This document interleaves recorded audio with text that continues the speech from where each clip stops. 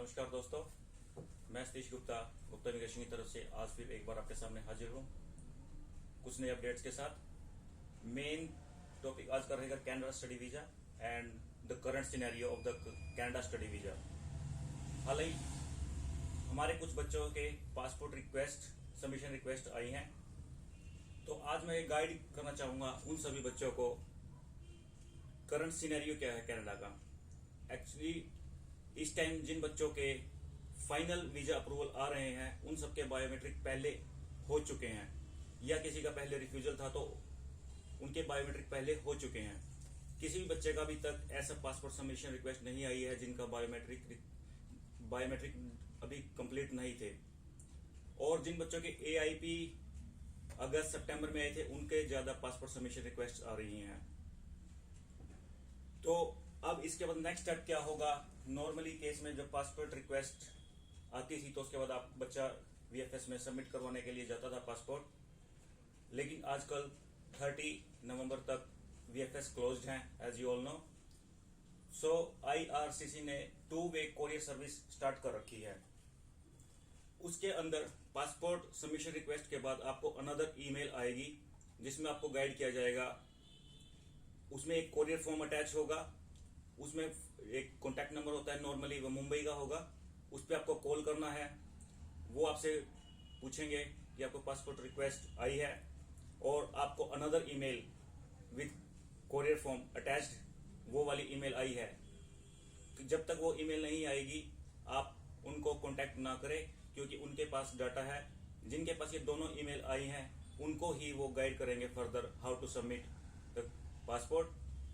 Submit कैसे करना है, नॉर्मली ये ब्लू डॉट के थ्रू ही होगा। वो आपसे पिन कोड पूछते हैं, अगर पिन कोड आपका ब्लू डॉट के सर्विस एरिया में है तो वेल एंड गुड, नहीं तो अगर आप किसी गांव से हैं तो भी वो आपको पासपोर्ट आपका गांव से ही कलेक्ट करेंगे, उनका जो बॉय होगा। अगर आप एजेंट के थ्रू जहां आपने फाइल लगवाई है उनको हैंड ओवर करना चाहते हैं और वहां से पिकअप करवाना चाहते हैं, वो भी कोई प्रॉब्लम नहीं है। लेकिन जब डिलीवर होगा, इसमें एक चीज याद रखें, जिस पासपोर्ट पे स्टैम्प वीजा है वो ओनली एंड ओनली स्टूडेंट को ही दिया जाएगा और किसी को नहीं। इसके लिए आप विशेष ध्यान रखें। ऐसा ना हो कि आप एजेंट का एड्रेस दे दें और आप उस टाइम डिलीवरी के टाइम मौके पे ना हो तो वो एजेंट को डिलीवर नहीं किया जाएगा। तो ये बात आपने मेक श्योर करनी है, या वो गांव में भी आपको डिलीवर करेंगे। तो ये तो थी बात हाउ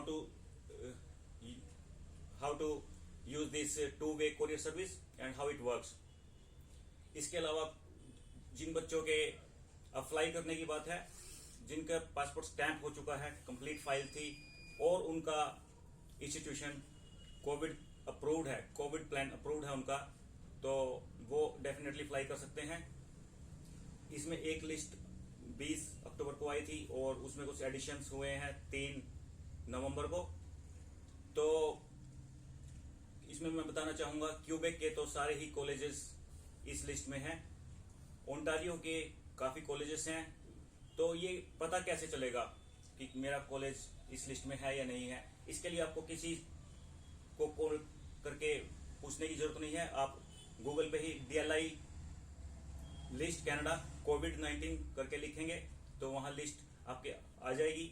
उसमें आता है some DLI are inviting international students. So उसमें आपको प्रोविंस सेलेक्ट करना है, अपना एजुकेशन पोस्ट सेकेंडरी सेलेक्ट करना है और अपने कॉलेज का नाम आप देख सकते हैं। अगर उसमें कॉलेज है तो आप डेफिनेटली अप्लाई कर सकते हैं और आपके पास कंप्लीट वीजा स्टैम्प है। तो रही बात फर्दर जिनके बायोमेट्रिक नहीं हुए हैं उनका क्या होगा, जो जनवरी इनटेक के लिए सबसे बड़ा क्वेश्चन है। जहां तक हमारा पर्सनल एक्सपीरियंस है,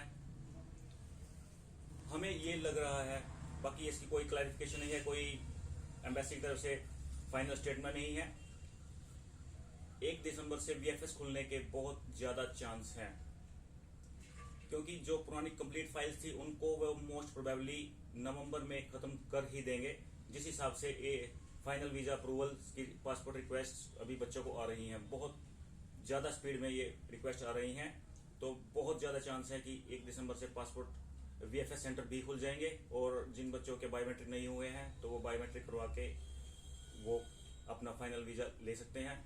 इसकी क्लैरिफिकेशन एम्बेसी ने पहले ही अपने वेबिनार में की थी कि जनवरी इनटेक में AIP नहीं इशू करेंगे, फाइनल वीज़ा ही इशू करेंगे। तो दिसंबर में वो मोस्ट प्रोबेबली इस चीज़ को इम्प्लीमेंट कर देंगे। तो ये तो थी बात कनाडा की। So now I want to talk something about UK, very important. Actually ये बात उन बच्चों के लिए है जिनका वीज़ा लग चुका है और जो फ्लाई कर चुके हैं या जाने वाले हैं जिनका वीज़ा लगेगा। एक्चुअली कुछ बच्चों का रिपोर्ट्स आई हैं, उनके पास उनके एजेंट ने ईमेल नहीं दी जो यूनिवर्सिटी में रजिस्टर्ड हैं, तो उसकी वजह से उनका कोई यूनिवर्सिटी से कम्युनिकेशन नहीं हो रहा, वहाँ जाके उन्होंने कोई एनरोलमेंट नहीं करवाई, तो उन बच्चों का यूनिवर्सिटी ने कैश विड्रॉ कर लिया, जिसकी वजह से उनका वीज़ा रिवोक कर दिया गया। तो इतने पैसे देने के बावजूद UK पहुंचने के बाद आपको वापस आना पड़ेगा, विच इज़ वेरी सैड। सो मैं सभी बच्चों से जिनका वीज़ा लगेगा या ऑलरेडी UK में है, सबसे बोलना चाहूँगा कि अपने एजेंट से ईमेल की एक्सेस जरूर लें जो यूनिवर्सिटी में रजिस्टर्ड है। रेगुलर रिस्पॉन्ड करें ईमेल्स का। ऑनलाइन एनरोलमेंट आपको मैंडेटरी है करवानी। यूनिवर्सिटी के टच में रहें, कोई ऐसा ना हो कि आपका कैश विड्रॉ हो और आपको वापस आना पड़े, which will be very unfortunate. So UK visa success ratio बहुत अच्छा आ रहा है, विदाउट आइलेट्स भी चल रहा है, with IELTS no problem. Australia के वीजे आ रहे हैं, फ्लाइट को लेकर अभी क्लैरिफिकेशन नहीं है, लेकिन पॉजिटिव साइंस रेगुलर मिल रहे हैं। मोस्ट प्रोबेबली फैब इनटेक में बच्चे ट्रैवल कर पाएंगे। अभी पीछे न्यूज़ थी कि 70 बच्चे from Singapore which are international students to Australia, they fly to Darwin, not in Melbourne और Sydney. So overall I want to say कि फैब तक मोस्ट प्रोबेबली काफ़ी बच्चों को ऑस्ट्रेलिया भी ले जाने की सोच रहा है। तो इसके अलावा Gupta immigration as you all know हमेशा नो प्रोसेसिंग फीस बिफोर और आफ्टर प्रमोट करता ही है। बहुत से बच्चे हमें पूछते हैं कि why do you promote no processing fee before और आफ्टर वीजा। गुप्ता इमिग्रेशन का हमेशा से ही एक प्रिंसिपल रहा है, जिस बच्चे का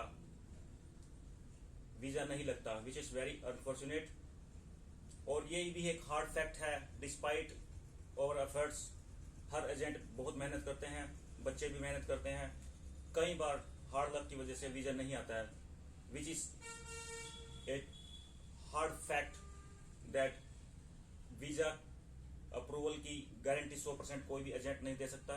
तो ऐसे केस में जो लॉस होता है, फाइनेंशियल लॉस होता है, उसकी बात जरूर कर सकते हैं, वो किसको होगा। तो गुप्ता इमिग्रेशन का प्रिंसिपल हमेशा रहा है, जिस बच्चे का वीजा नहीं लगा, पहले बात तो हम फाइल वही लेते हैं जिसके वीजे के चांस 99% हो, फिर भी अगर किसी का नहीं रहता है तो उनके लिए हमारे पास ऑप्शंस हैं। हम कोई पैसा नहीं कमाना चाहते जिसका वीजा नहीं लगा।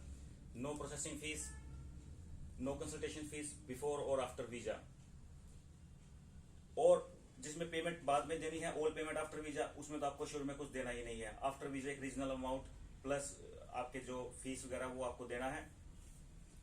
तो क्योंकि वीजे की गारंटी नहीं है, एक चीज और बोलना चाहूंगा, पैकेज में नॉर्मली क्या होता है, नॉर्मली अगर बच्चा पैकेज करता है तो एजेंट उनको अपने कॉलेज और यूनिवर्सिटी से एनफोर्स करते हैं कि आप यहीं जाएं, हम यहीं करवा सकते हैं, या फिर हमारे पास ऐसा कुछ नहीं है, बच्चे की एलिजिबिलिटी अगर है तो वो जिस यूनिवर्सिटी कॉलेज में कहेगा हम उसी में उसका प्रोसीड करते हैं, उसकी प्रेफरेंस को हम मद्देनजर रखते हैं, अपने कोई कॉलेज और यूनिवर्सिटी उस पर एनफोर्स नहीं करते हैं। हम बच्चे से उसकी प्रेफरेंस सबसे पहले उसकी शहर, उसके कॉलेज पूछते हैं, ऑल पेमेंट आफ्टर वीजा वाला ऑप्शन उनको देते हैं। अगर बच्चा फाइनेंशियली साउंड है और उसके पास सारे डॉक्यूमेंट्स हैं और वो रिस्क लेने के लिए जो एम्बेसी फीस वगैरह का होता है नॉन रिफंडेबल लेने के लिए रेडी है, तो नो प्रोसेसिंग फीस में काम करवाएं, हम सबसे ज्यादा उसी को प्रमोट करते हैं। फिर भी अगर कोई रिस्क नहीं लेना चाहता है तो ऑल पेमेंट आफ्टर वीजा वाला ऑप्शन ले सकता है। हर कंट्री में, कनाडा, ऑस्ट्रेलिया, यूके, न्यूजीलैंड में तो एज यू ऑल नो उसका तो फीस बाद में ही जाती है, शुरू में तो सिर्फ 20-25 हज़ार का ही खर्चा होता है। तो वहाँ तो ऑलरेडी पैकेज है ही एम्बेसी की तरफ से, कॉलेज की तरफ से। तो इन सब बातों को करते हुए मैं आज अपनी वीडियो स्टॉप करना चाहूँगा, और गुप्ता इमिग्रेशन को कॉन्टैक्ट करने के लिए आप हमारे ईमेल एड्रेस guptaImmigration@gmail.com और कॉन्टैक्ट नंबर 8307907407 पे कॉन्टैक्ट करें, और अदर नंबर है 9169826000। हमारे किसी भी ब्रांच में विजिट करें, अपनी प्रोफाइल एसेस कराएं। अगर हमें कुछ अच्छे वीजा के चांस लगते हैं तो ही हम आपको यस करते हैं। तो without any delay contact Gupta immigration. तो इसी के साथ मैं अपनी वीडियो समाप्त करना चाहूँगा। Thank you so much.